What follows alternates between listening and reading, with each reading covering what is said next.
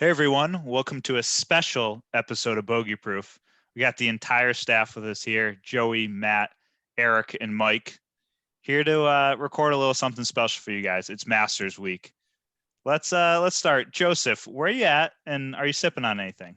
Boys, as you know, I'm on my road trip back up north. I am in Roanoke, Virginia at the moment. I literally have nothing to drink. I apologize. I almost picked something up, but just wasn't worth it.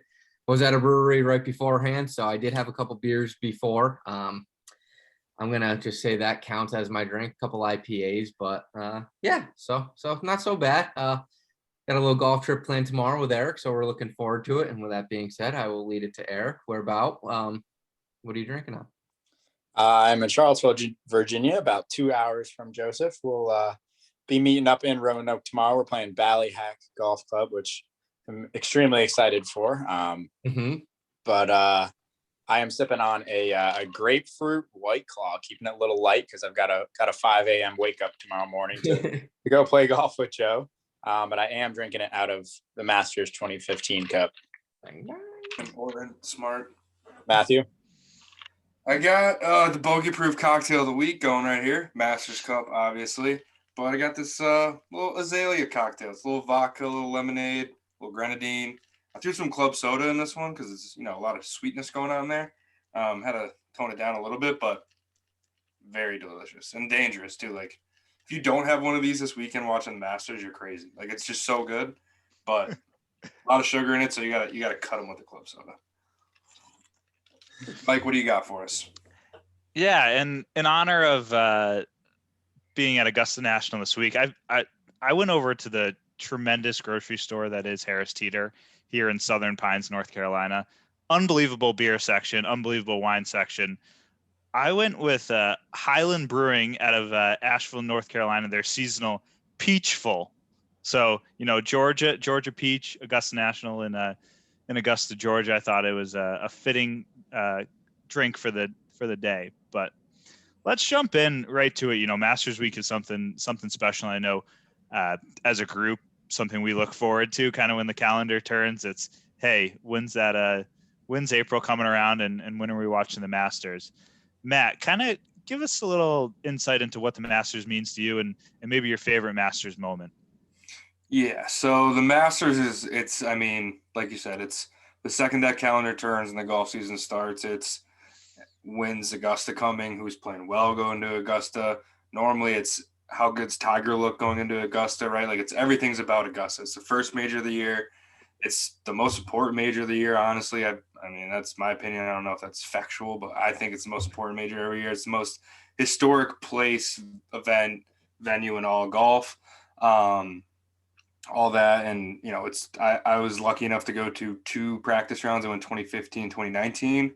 And just walking the grounds, it's like otherworldly. I mean, the fact that you're not allowed to bring your phone in, I think is awesome. Like you go in and it's like you get your head out of your lap or your hand or whatever, right, where your phone normally is, and you're like just enjoying like the beauty that is Augusta.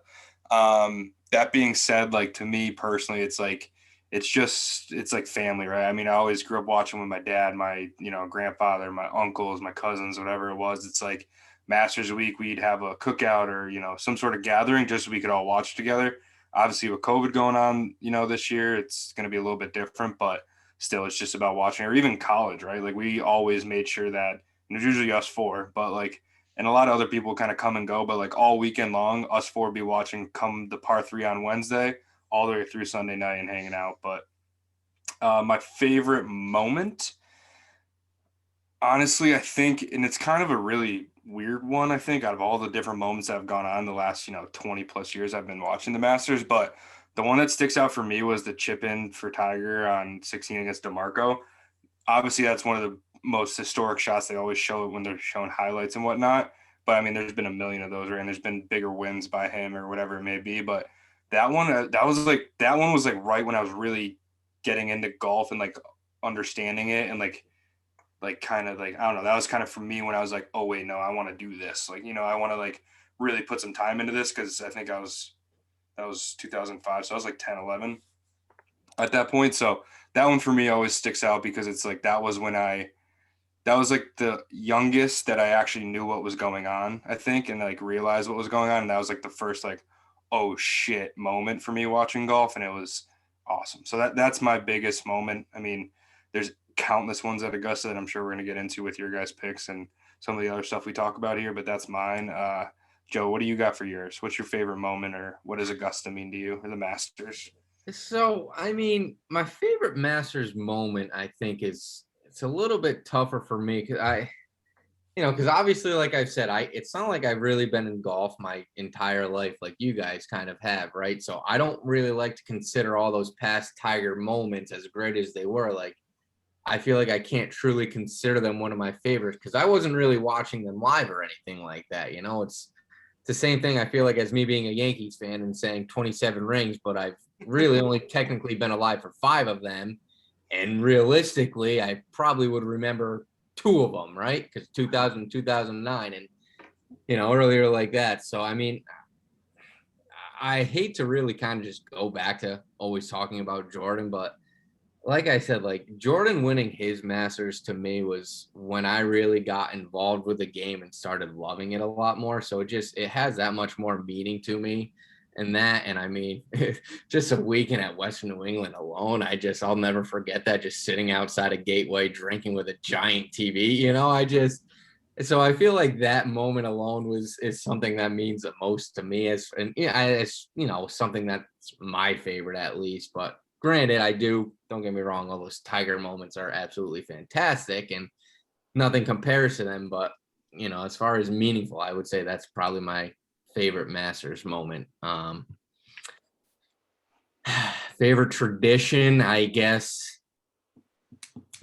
I would even say, like, just starting with this year and last year, I feel like the Masters dinner, the Champions dinner, I'm sorry, they've kind of like just tried to shed a little bit more light onto it. And I just kind of find it a little more interesting. And just, even with, the one in November when they gave you a little bit more behind the scenes of the Champions Dinner, it just kind of draws a little bit more interest. And you really just wish you were a fly on the wall just to see what kind of goes on in there. And realistically, at the end of the day, it's probably just a bunch of guys being dudes in there, not really much else. But at the same time, it's not a bunch of guys being dudes. You know what I mean? So I would say that's probably one of my favorite traditions with the Masters. I don't know, Eric. What about you?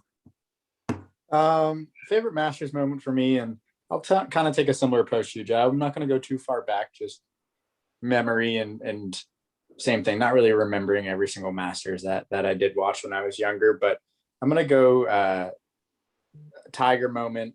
Not probably my favorite Tiger moment from the Masters. Obviously, the chip in that Matt mentioned on 16 is extremely iconic. But going to the 16th hole again, and how he played the 16th hole in 2019 when he hit it to whatever 2 feet and almost aced it, and that was kind of like the moment where everyone was like, "Holy shit, Tiger Woods is going to win the Masters."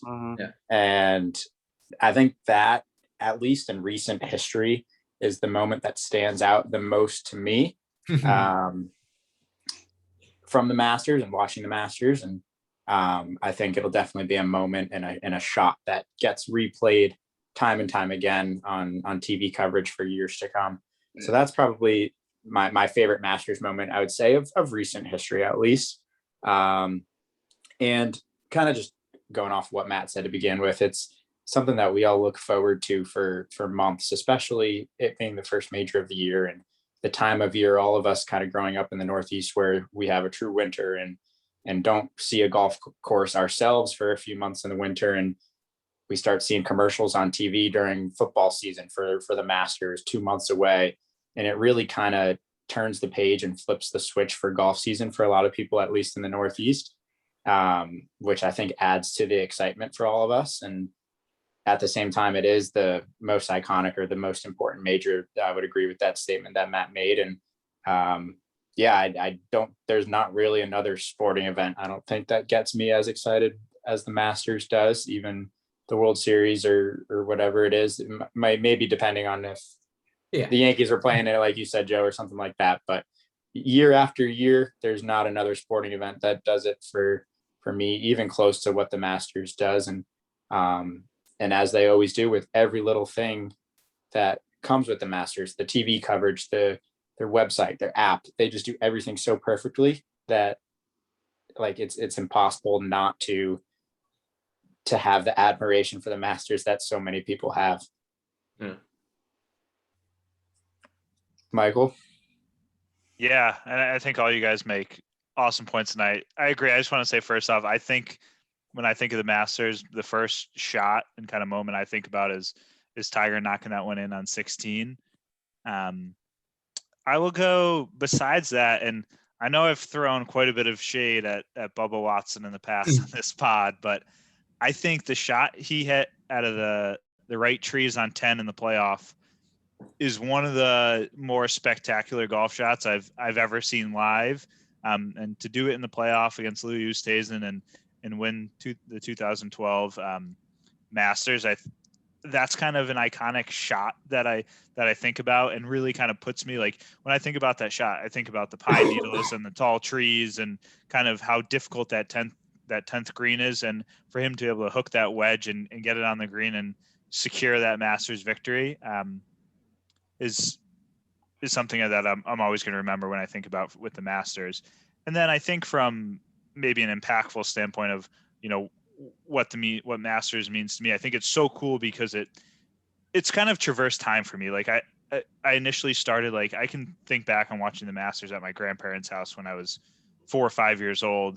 And then kind of as Tiger, wins that 2005, as I'm really starting to play more golf and, having it become one of my hobbies. And then it, transitions into like the best day drinking of all time at college. And I remember going to a Wednesday night class, not in good shape after a par 3 little day drink. And, I think back on, I think it was my freshman year too, like DraftKings was really big then too. And I had like a bunch of guys in the morning lineup. So like and they were all in like the top 10 in the morning lineup, and I had like $1 million in my DraftKings account. Like there's no way that I was ever going to get there, because I just were front loaded in the morning, and like they didn't end up doing very well. But like just all those those things I think about when I think about the Masters and how much excitement it brings. And I think it's super cool too, because everyone kind of has their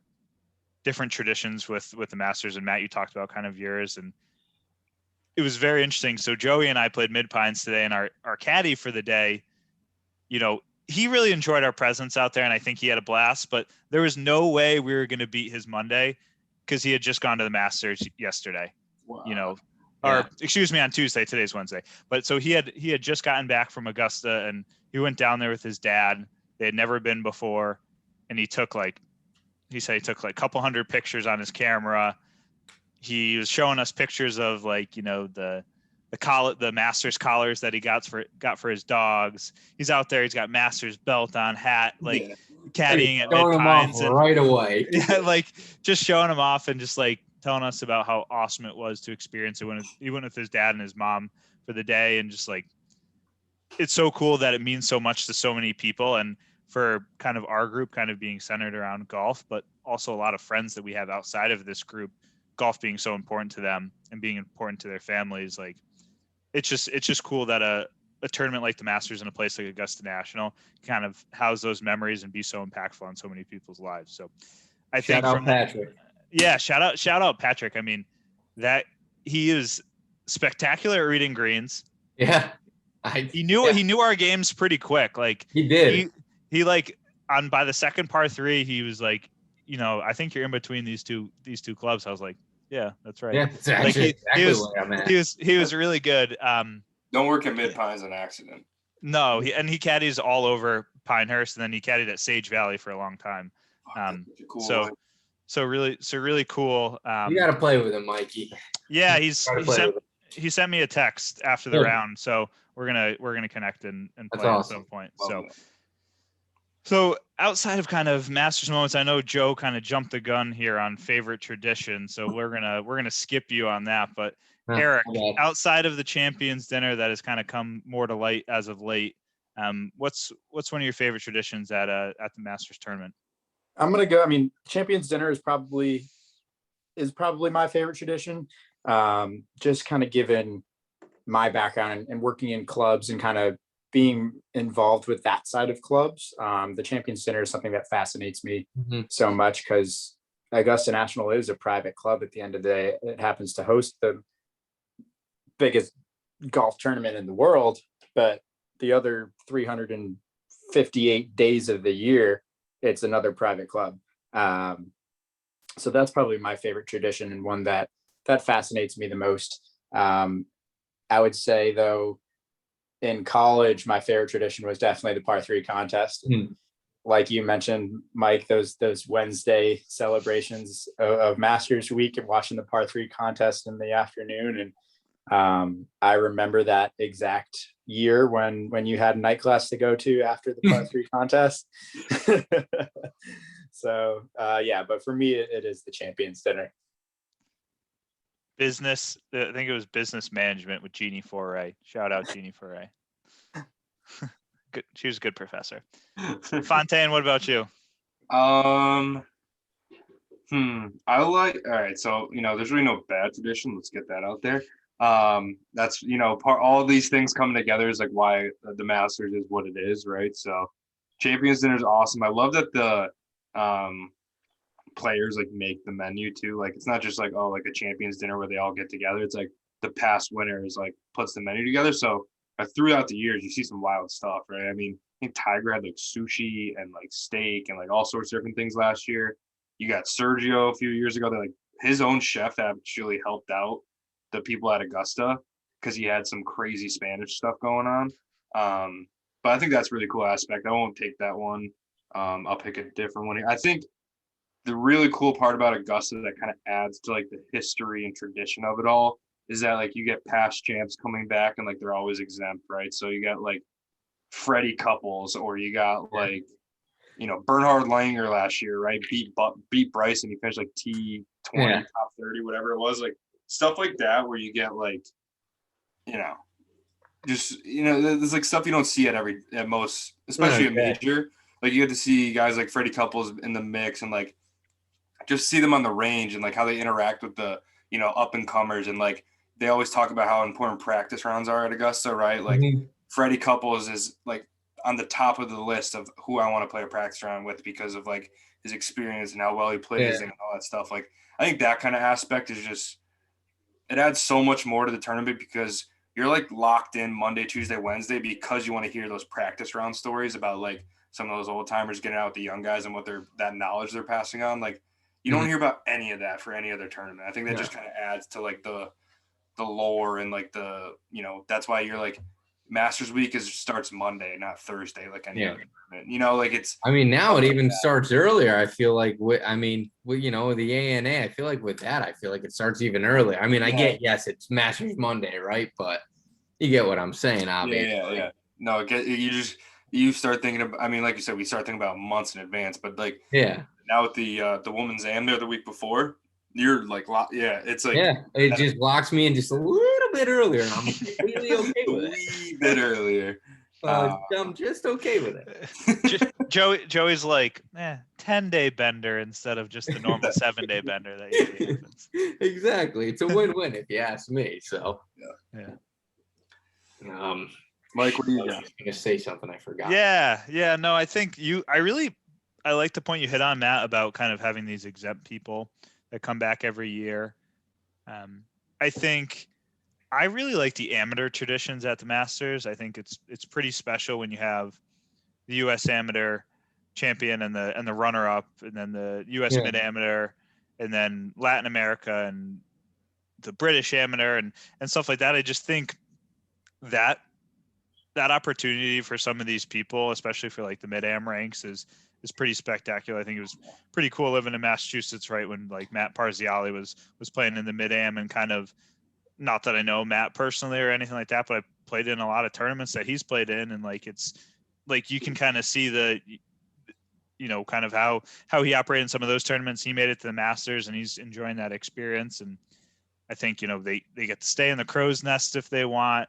Like, how awesome would it be to play your Thursday round at Augusta and then stay overnight and then go play your Friday round? Like, the opportunity that some of these amateurs get to experience the Masters tournament and Augusta National from a different perspective, I think is so unique and so special, and hopefully something that the Masters tournament continues to do, because yeah, like this year there's only 3 amateurs in the field, but those times when we get 6 or 7, or when we get like 6 amateurs in the field, it is so much fun to watch and hear about their stories and, you know, them playing at the highest level. And a lot of times, right, like Hideki Matsuyama was low amateur in the Masters twice, and now he's a pillar on the PGA Tour, and plenty of other people that have had success, right? Matt Kuchar won a U.S. Amateur, Tiger won all those U.S. Amateurs, and then had success at, right? Yeah, Hovland. Like, I think, you know, there's so many people that have seen Augusta kind of in their junior or amateur days and then come back as professionals. So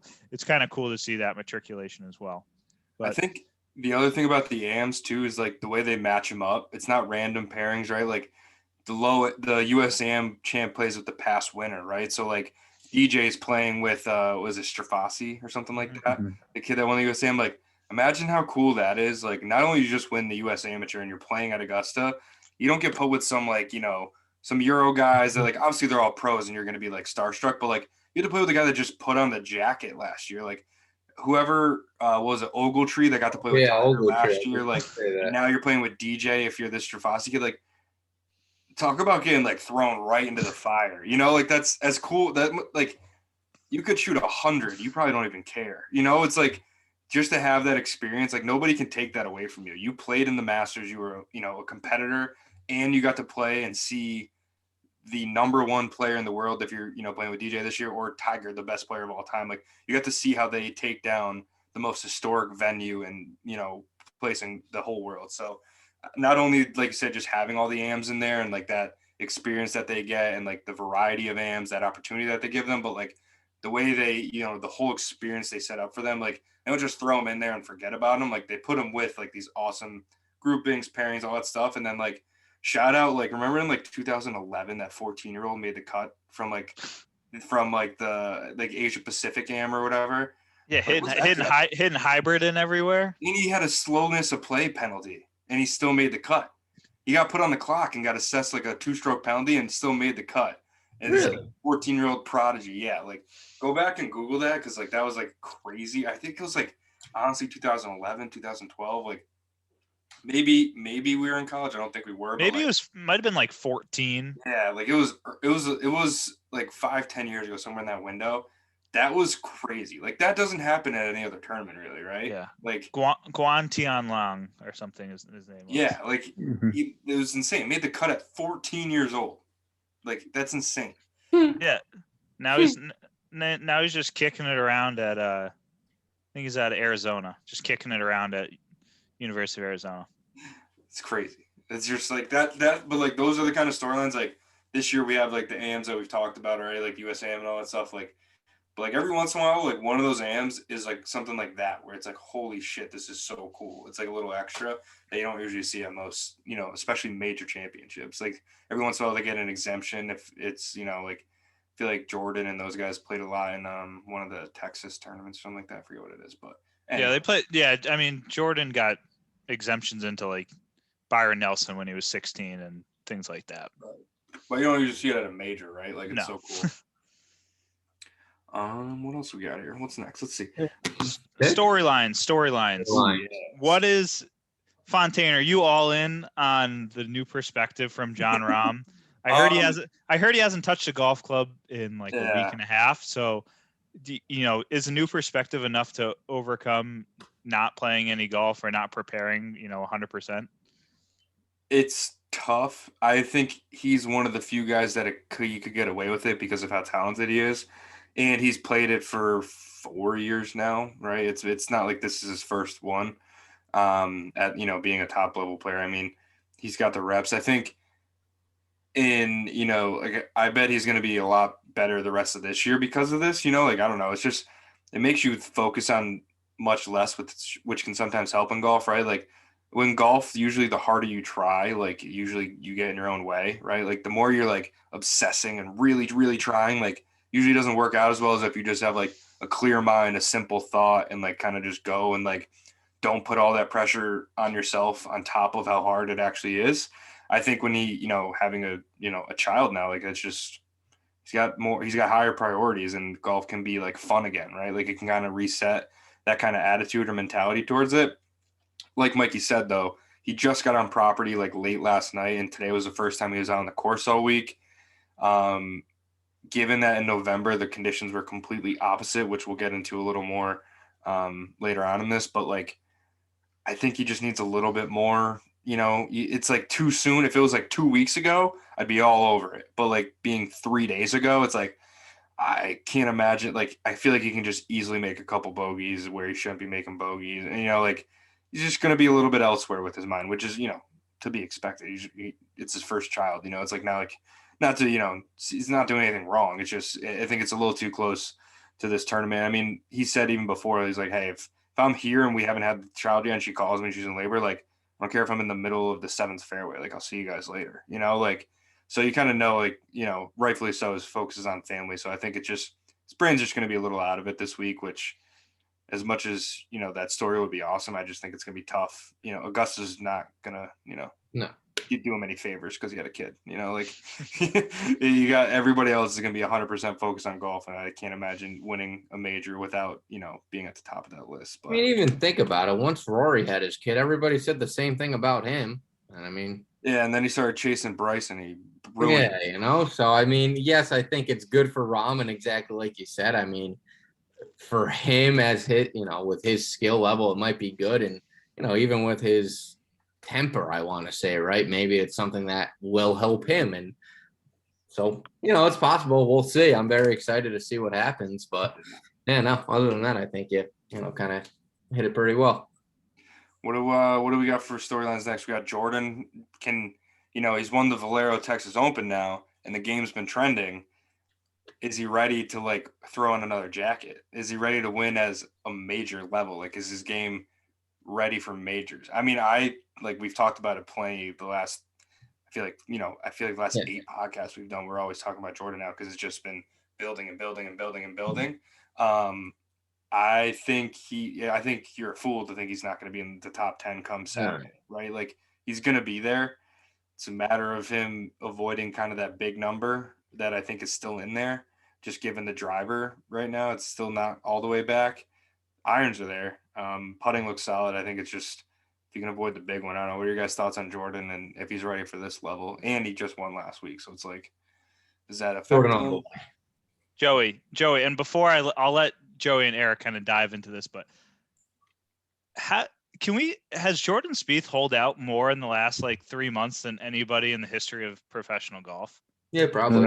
I don't know. He might be. Justin Thomas will give him a run for his money. You're right. Justin Thomas had a couple stretches at points where he hold wedges all the time. But I was watching like a PGA Tour clip. Say that again? What'd you say? He won with a walk-off wedge in Mexico one year. Yeah. It was like ball game. Like, see, well, crazy. I think he did that to get into the playoff, maybe. Yes, that's what it was, to get into a playoff, and then I think he lost in the playoff to Phil, right? DJ was like dominating the. He had a 9-iron in that one. Yeah, he was dominating the WGC in Memphis, and then just walked off a 9-iron and just like beat everyone by like 6 that week. But I don't know. Spieth is on a absolutely unheralded stretch of just like firing at pins, and even when he has no idea where the driver goes, like he works his irons more than I've seen a lot of players in a long time. Like he's drawing them in there to pins and hitting high cuts and stuff like that. So definitely fun, and a place like Augusta where you kind of want to maneuver some shots to get them on slopes and have them kind of attack pins. I think that could be some value. But Joey, I'll have you dive in. What do you got? You riding Spieth this week? I'm 100% riding Spieth this week. I would say that, it's definitely one of the bigger storylines for this tournament, right? I mean, especially, everyone always talks about how hard it is to go back to back, because obviously it is, but I think I said it last week, but I think it's a different situation, right? Like I feel like he was waiting to get that monkey off his back, and he finally did with the Valero, and right, like his game has been trending, and it's getting there, and it's getting there. I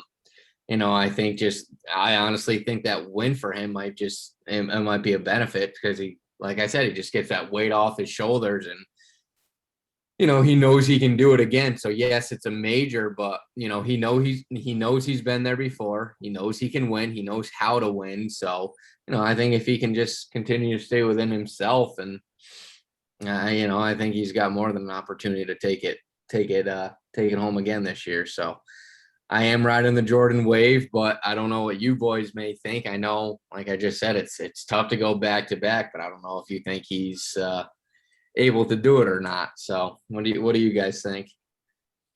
Yeah, I'm with you, Joe. I think if anybody can do it, he can. He's been there before. I'm not worried about him at all. I mean, 2 weeks ago, I was ready to bet on Jordan, and I think now I'm even more so ready to bet on Jordan to win. So it's yes, he got a monkey off his back, but it's not the monkey of like a first win off his back. It's a little different. That's the key point, right? Like I've been in a slump and I can do this. Like it's not like the Valero Texas was his breakout win. This guy's got 3 majors or 4, 3. Three. He's got majors, 10 other wins. Like it's not like this was, oh my God, he's made it. Like, oh my God, he's here. It's like, okay, now he's just like, if anything, just reasserted the confidence that he's been building. Exactly. And now he's like, let's go get like the one that I actually care about, Yeah. And I feel like if of all the players out on Toro, right? Like I feel like Jordan Spieth's one of those guys who can go back to back, and especially with, like I said, with this tournament. Any other major, don't know if I'm riding that wave with him, but this tournament, knowing how much he loves it, granted all the players do, but this one to him just means something a little bit more special to him. And, I think he wants to redeem himself after some past years. And, after what was it, 2016 when he dumped, 2 into 12. So I think he wants to just get over that hump as well and just move on from it and do something. So, I mean, even if he doesn't win, I would be shocked if he, like you said, if he's not in the top 10. So people forget about 2018 when he shot 62 on Sunday. Yeah. Snuck one out. Yeah. Imagine reading Rory McIlroy were like 5 ahead of everybody going into Sunday. And then Spieth shot 62 with like a back 931. Yeah. Or something like that. Had a putt for 61 on 18 or something crazy like that. And he ended up finishing like solo third. I think. Like people, you don't do that. And that was at like the low of low for his golf games. Like maybe not the low. Yeah. It was bad at that point. But it shows that, like, to your point, Joe, like this place to him is special, and he can find it here even if he doesn't have it necessarily, right? Like something about being on these grounds brings the best out of his golf game. So similar like the way Tiger when he plays it, right? He just knows the course, and I just feel like if he's on top of his game, he knows it better than anyone else there. I mean, I honestly think I would really enjoy to see a DJ and Jordan like final pairing on Sunday. And what was the one tournament that they went back to back that DJ won? Well, that was Northern Trust. Yeah. I think that'd be fun to watch. So. Oh yeah, they went to the playoff a few years ago, right? Yeah, exactly. Yeah, it was at Glen Arbor. Like 100 yards passing. Jordan's just like, yeah, no, that's. It's like the artist versus like the brute strength, right? Like, yeah, exactly. Exactly. It'd be cool to see it from those two different approaches or whatever. Yeah.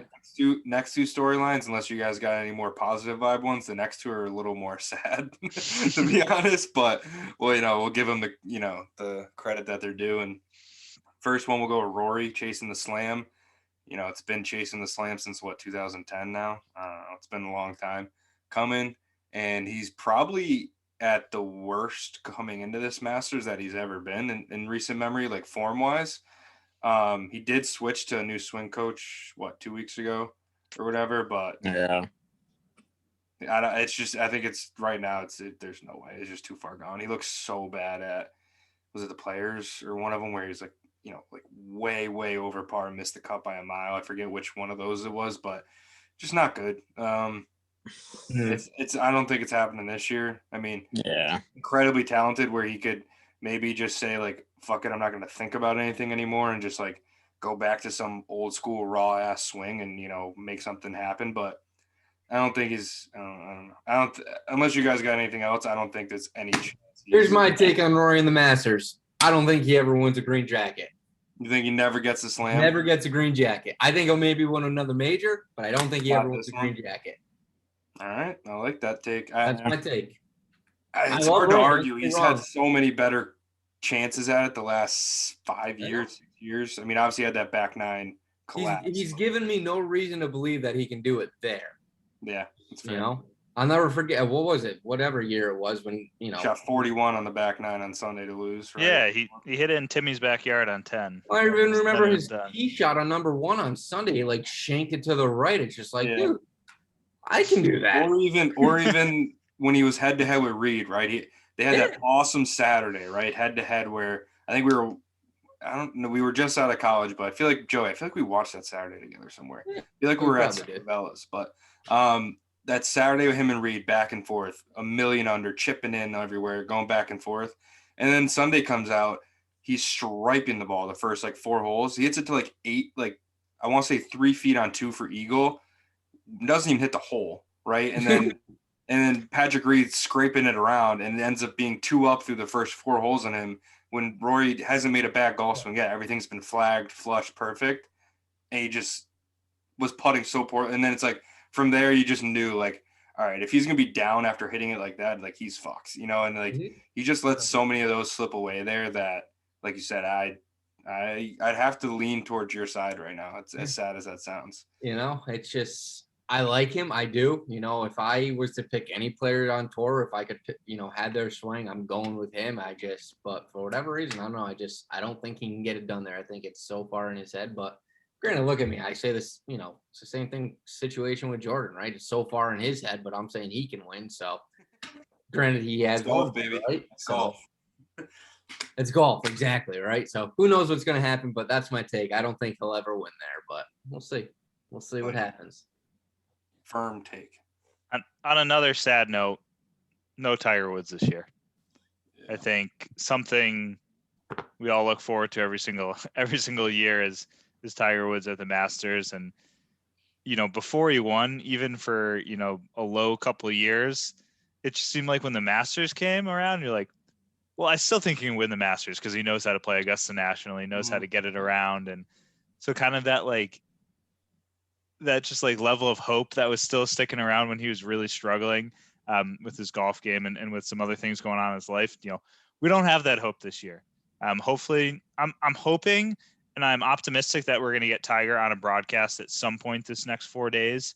I don't know if he's ready for that, but I think if he's ready, and from kind of what I'm seeing on social media with him reaching out to players and like players acknowledging that in the media room and things like that, I think he's very clearly trying to connect with the game of golf again and the people after kind of the accident. So I would not be surprised if Tiger's in any form to be sitting up straight in a chair that we see a video of him calling into the Masters this weekend.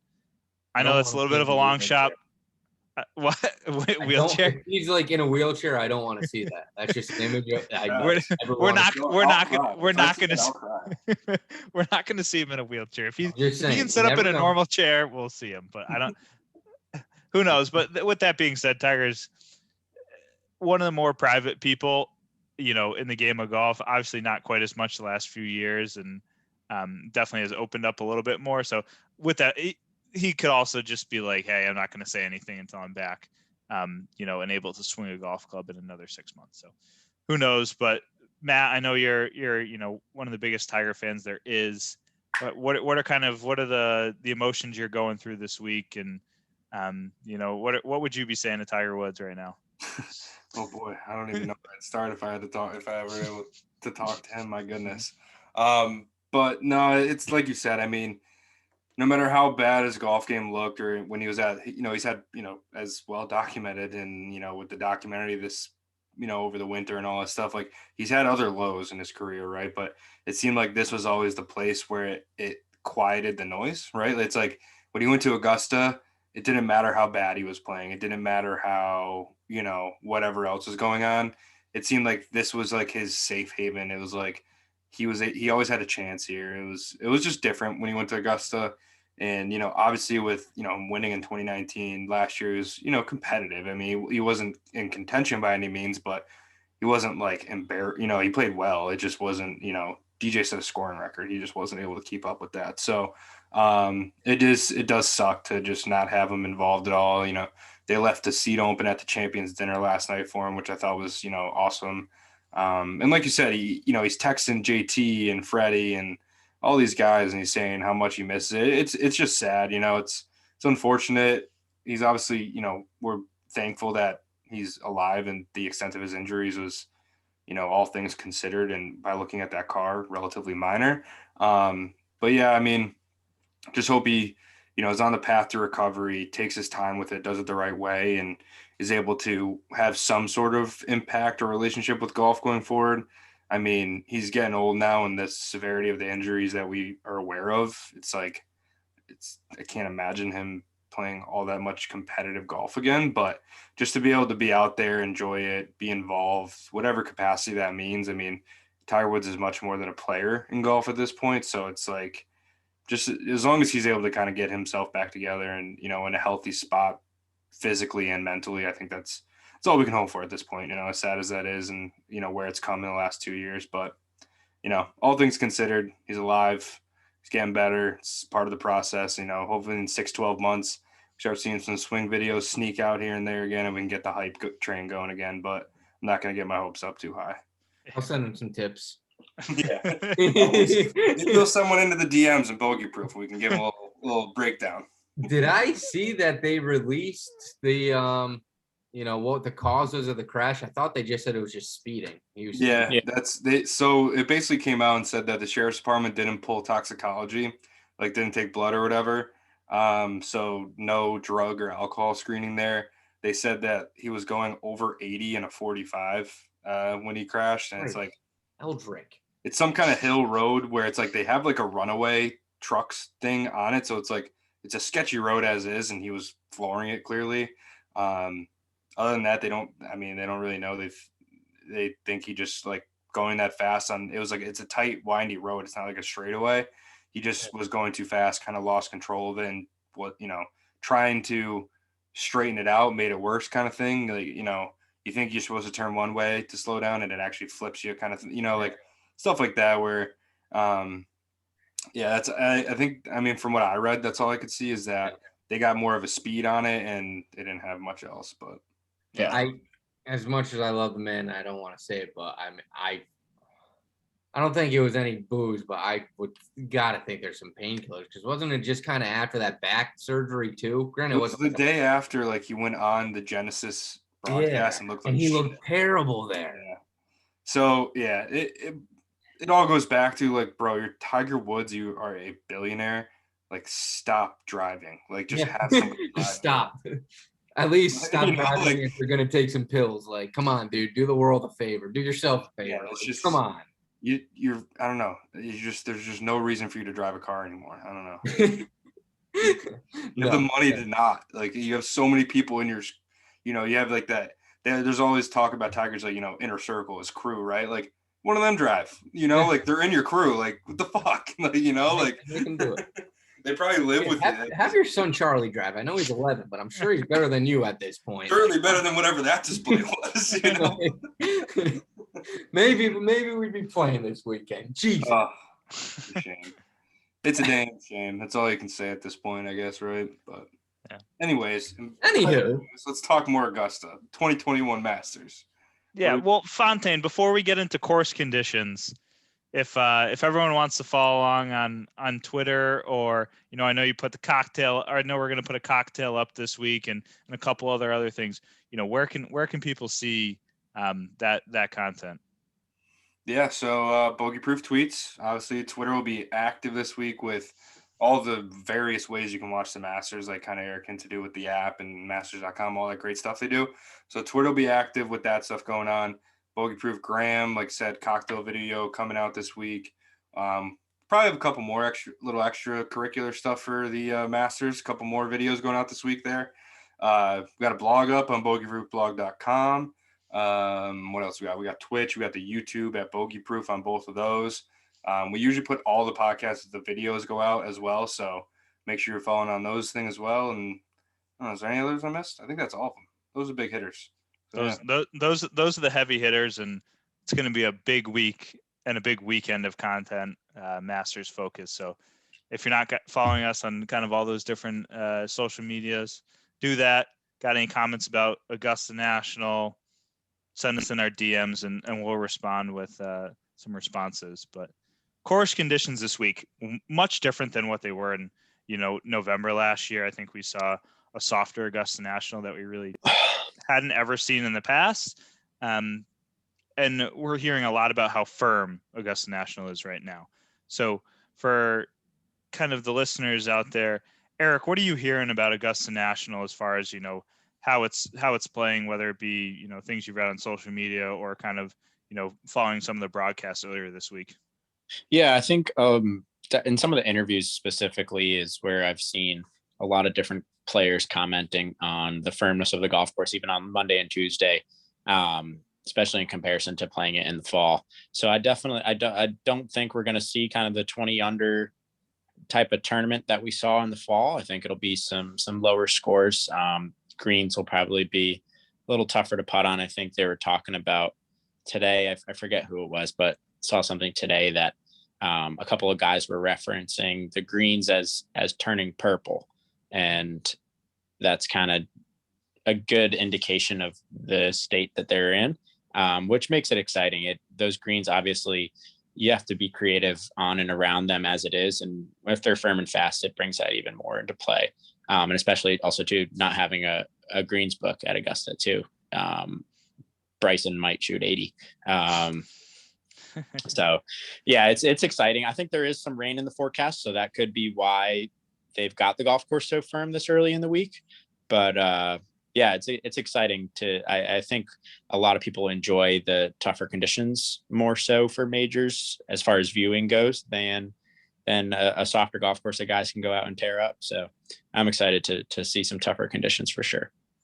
Yeah, for sure. I think it just adds to, and you alluded to it, the variety that players need to use around the greens, especially at a place like Augusta National that has such ridiculous slopes. And, they really have to think about, if you're going to miss a green, where are you going to miss it to allow you to get it up and down?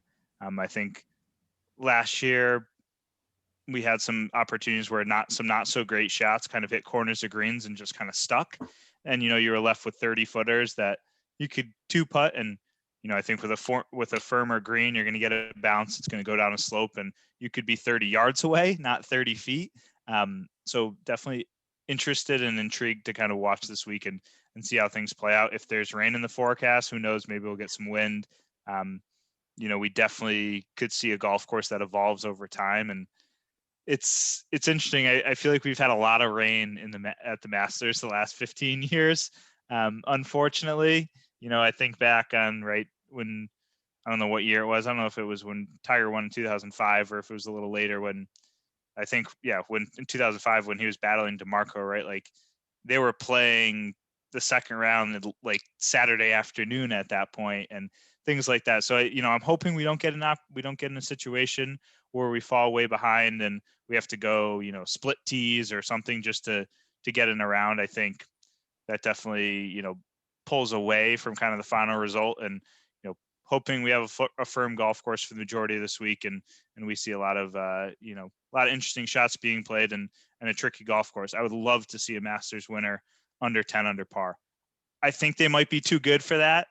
And I think if I had to guess, I think the number is probably more in the 12, 14 range, even with the firm golf course. But I would love to see a winner, shoot 7 or 8 under and, see if you get 4 rounds under par, you should have a good chance of winning the Masters. In the last handful of years, that really hasn't been able to get it done.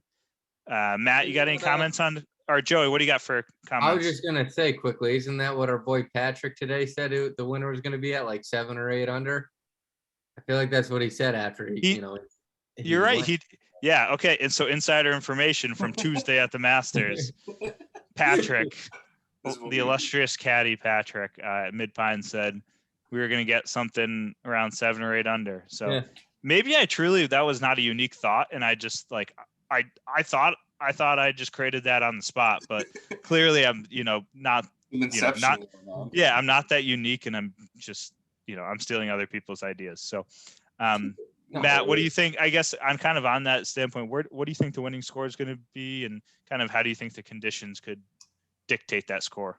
Yeah, I think I think based on everything I'm hearing, that I mean, obviously, I'm not there, but everything I'm hearing, I think 10. I think that's going to be like right around it. I can't imagine it being more than one or two away from 10. I think I'm with you where I'd rather see it 7 or 8. Just to really, have this course show its teeth after getting kind of beat down last year.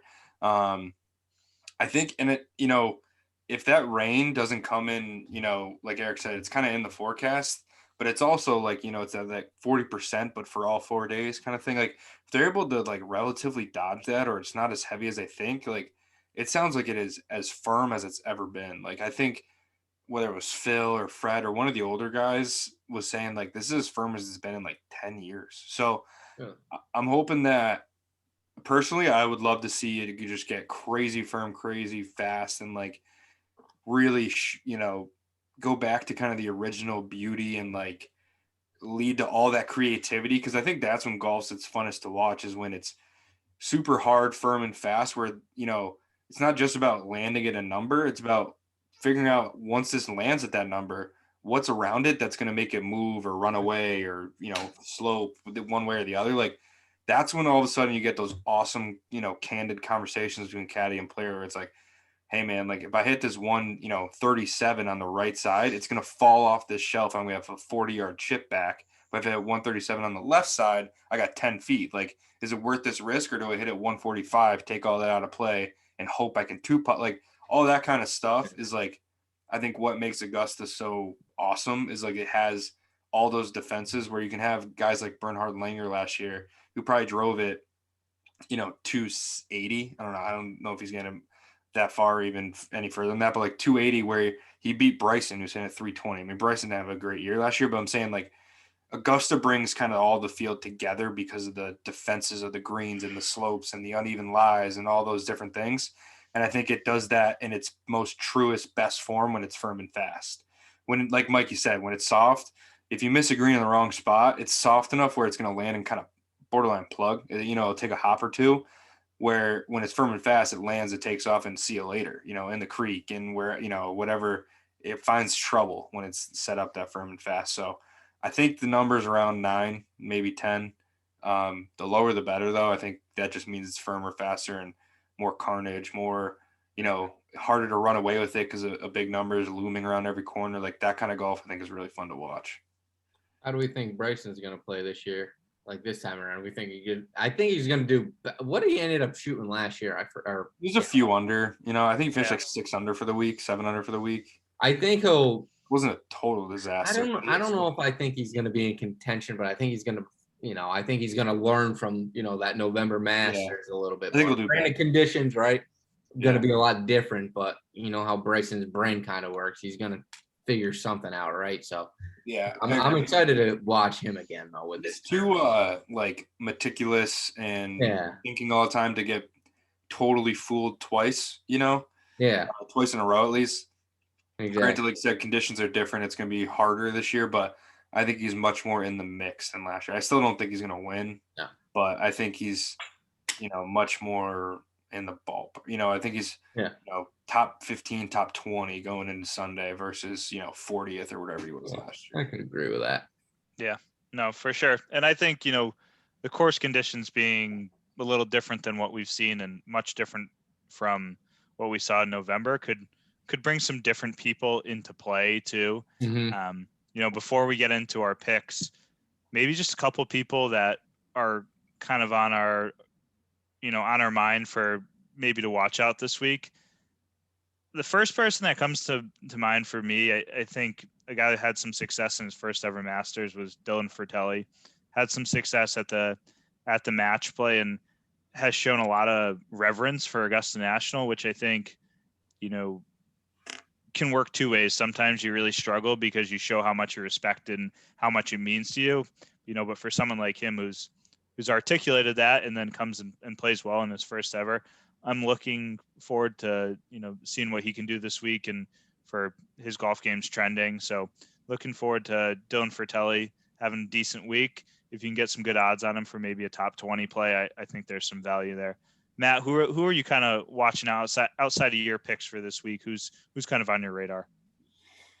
Yeah, there's a few guys that I think are like based on the odds, like super undervalued, to be honest, either based on recent form or just like, their previous track records.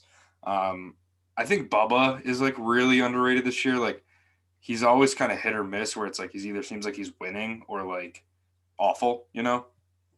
But I think he played actually halfway decent in the match play. I think he played a little better than he has in recent. I think he's just trending a little bit better than he has in recent years going into this. And I think going back to firm and fast fits his eye more. Like it just gets him in that creative mindset. And I think that's when he plays his best golf. Like let's talk about bubble golf and all that crap, right? It's like he's at his best when he's, doing weird shit. And I think when you make a course long, soft, and like what it was in November, it just kind of takes all that out of it for him, and it makes it a little more difficult where you get him back to the firm and fast. It makes him think a lot about it and get his creativity working. And it's we talked about, or not we, but like it's been talked about how lefties kind of have an advantage there. It just sets up totally different for a lefty at that golf course, and in a way easier, at least visually. It just kind of fits the eye a little bit better of a lefty. Like 12, for example, as a right-handed player, when you hit it right, it usually means you mishit it, so it's kind of short and that falls into the creek. If you pull it left, that usually means it's long, that goes in that back bunker, the way the angle of that green is. If you're a lefty, you miss it right, you're long, it's just more green if you go right, long and right on that hole. Or if you kind of miss it out on the left, like there's room short left of that middle of that green there. So just like something as simple as that, it's just a little more confidence for a lefty on that hole. And Bubba's got the track record. He's won here twice. I just think he's got a little bit better form this year than he has in the last, honestly, 4 or 5 years going into here. So I think he'll be, again, I don't think he's going to win, but I think he's going to be kind of more in that top 20 back to top page and a half of the leaderboard that he's been away from the last few years. Eric, who you got for players to watch that are not, your picks for the week? Again, someone that like I would say isn't Great today at Cars for isn't on the a fan of the bogey proof staff, or sorry, we're not a fan of him. Sergio, I think he's playing super solid this week, and I don't know.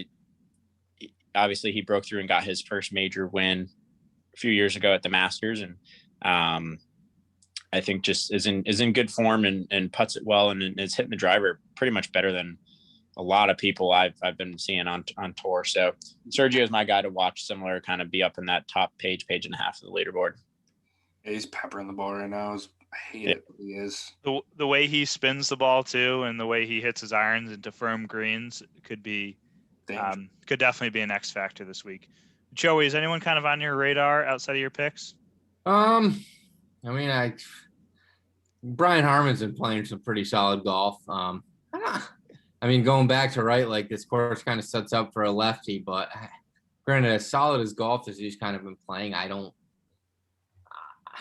know if I could really go ahead and not pick him for a win, but to place kind of in the top 10 at least. But I could see him playing well with how well he has been playing. So I think he's a good player to watch on, right? But just keep an eye on him. You never know.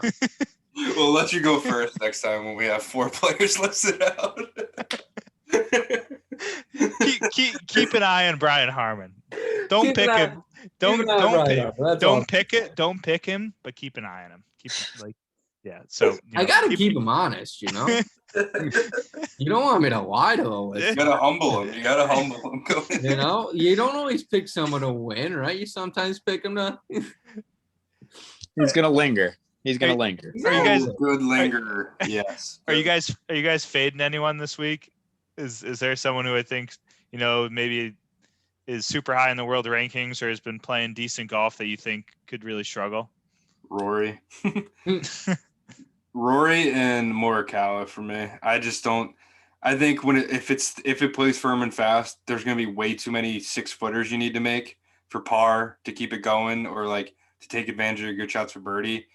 And I know he switched to the claw and he's been putting better and he hits the shit out of his irons. But at a place like Augusta, eventually you're going to have to make that like 5 to 10 foot range. Like you're going to have a 6-hole stretch where you have a lot of those for par.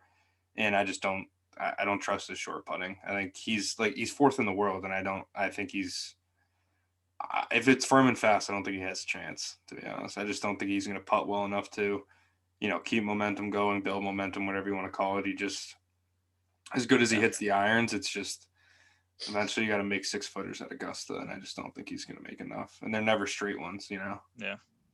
Yeah, and I don't know if this is really a fade pick, because he hasn't played at Augusta before, but I'm not so keen on, I think a lot of people have been kind of riding the Will Zalatoris, train as of late. Yeah. I think it's slowed down a little bit, in the last couple of weeks. I think that probably has a lot to do with he had so much success and played a ton of weeks in a row. But I think the Masters could be a little bit of an overwhelming experience for him after kind of just this astronomical rise that he's had. So he could definitely be on my radar for maybe someone to miss the cut. As far as a top 50 player in the world that I would expect to struggle this week. I'm gonna go with Hideki. I think he's been playing pretty solid recently. Kind of has been up around like top 20 of the leaderboard for the past few tournaments. But kind of similar to that Colin Morikawa note is he sometimes can just be a disaster with the putter 10 feet and in. And with what the conditions are looking like they possibly could be, I don't think that bodes well for him. Obviously, he's one of the best ball strikers on tour, and he's going to be hitting it probably closer than a lot of people, but still got to put the ball in the hole. And I don't know. I don't think I could ever bet on Hideki to make a 4-footer. And I don't know. I could see him struggling this week if the greens are firm and fast, like they seem like they might be. Yeah. Joey, let's jump to you for official picks of the Masters for Masters Tournament 2021. Give us your winner kind of from the maybe the top 5 or the top 10, whether that be World Golf Rankings or kind of betting odds, and then maybe someone kind of on the outside that you would expect to be good for a top 10 and maybe make a play on Sunday afternoon. Yeah. I mean, as I spoke about earlier, right, my pick is obviously going to be Jordan Spieth. I think he can get it done this week. I truly do. And I think he's going to.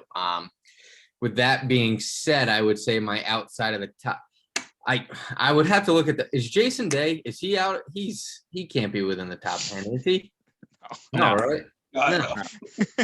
That's my God, pick. no, Joe. Dude, I don't keep track up with who's in the top 10 on a daily basis. Joe, he's ranked 52nd in the world right now. Fun. Jason, that's my second pick. Jason Day hasn't been in the top 25 since Dash Day was born. It's been right.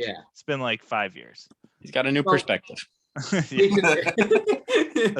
a struggling perspective.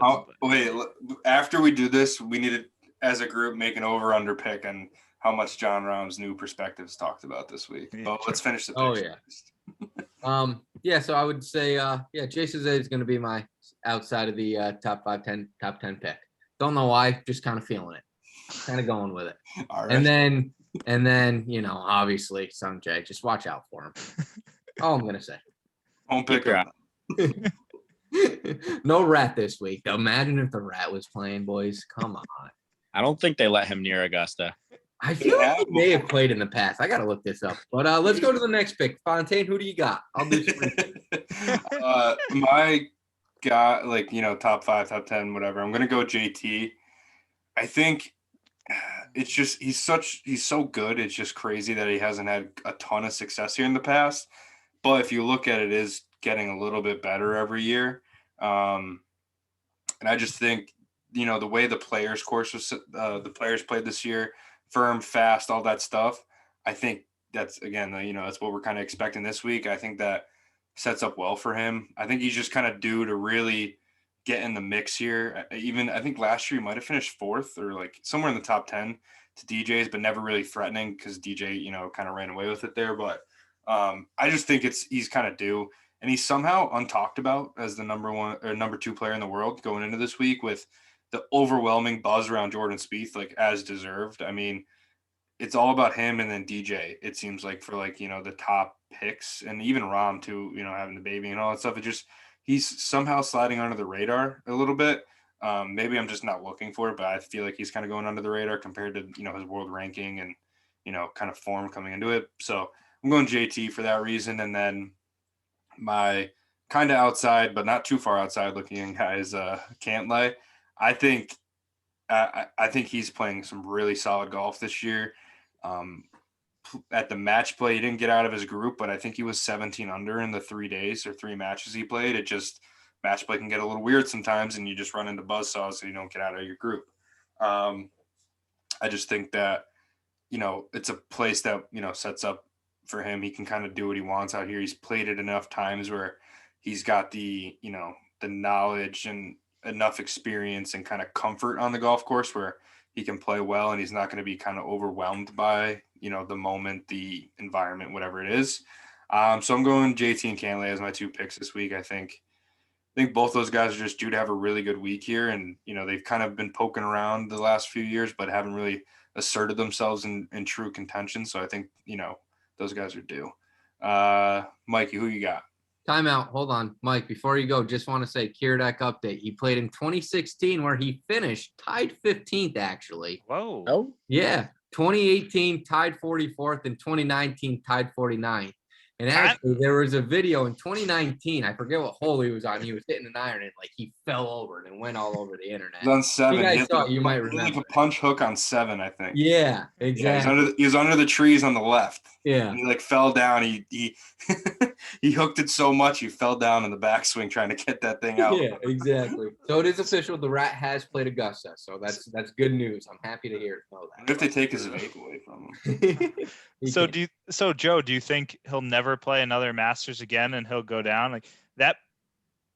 Has there ever been someone that has, he's played 3 times and he's 3 for 3? Like there's probably not too many people that have, played that many times and never missed a cut. Yeah. Like, obviously there's a lot of people that play 10, 20, 10, 15, 20 times, but at some point they probably miss a cut. Yeah, exactly. So, being 100% 3 times through is pretty good. 1,000, he's going into the Hall of Fame. Is he one of the most prolific Masters players of all time? Is that what we're saying? I love it. Let's go. Yeah. All right, Mikey, what's your pick, bud? Yeah, so if the Rat was in, I definitely would be looking at him for some value, but not picking. I'm keeping an eye on him though. I'm keeping. I'm going with the number 1 player in the world and the defending champion. I'm going with Dustin Johnson to win this week. I just think from a talent perspective, I think he, some of the other people, get to that level occasionally, but consistently Dustin Johnson has been at a different level for going on probably 2.5, 3 years now. So I wouldn't expect that to be any different. I think, he won last year and had a scoring record in November conditions. He can win a Masters championship in firm conditions. He won a U.S. Open at Oakmont when, the greens are rolling 15. Like the guy can win, and he's shown that the last 10 years, and really kind of beyond that with having won every single year that he's been on tour since the beginning. Kind of outside and off the beaten path, someone we've talked about a lot here on Bogey Proof, and that's Corey Connors. I think I really like Canada this week. I think Mackenzie Hughes plays well this week.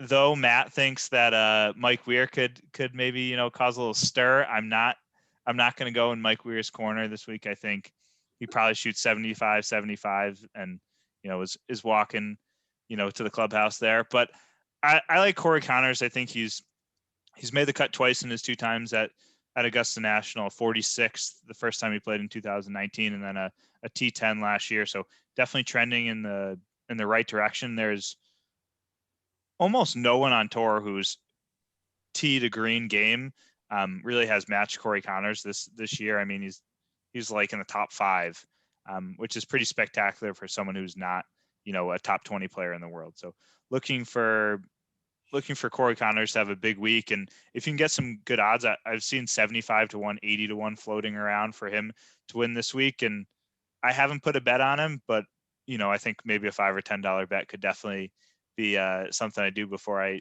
head to bed tonight, just because I think there's a ton of value in there. But Eric, kind of finish us off with who you got this week, and who's your big guy, and then who's kind of on the outside. All right, big guy. I'm on Team Jordan as well this week. Kind of mentioned it a little bit earlier. I mean, I think I've been riding Team Jordan for the Masters for the past couple of weeks, and last week just solidified that thought for me. So I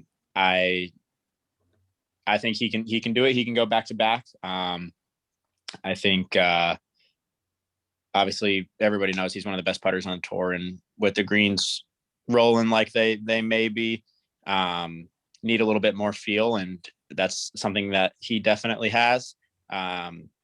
So Jordan is my big guy pick without going too much more into it. I know we've talked a lot about him this last hour or so. And then my kind of sleeper pick outside of the under the radar guy is going to be Adam Scott. I think kind of, again, going off of that past champion idea, similar to kind of how I picked Sergio in the mix earlier.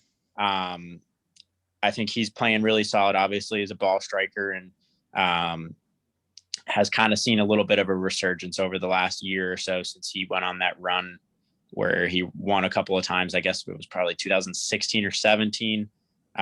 So yeah, I think Adam Scott's going to play well. I think he's got what it takes to win another major.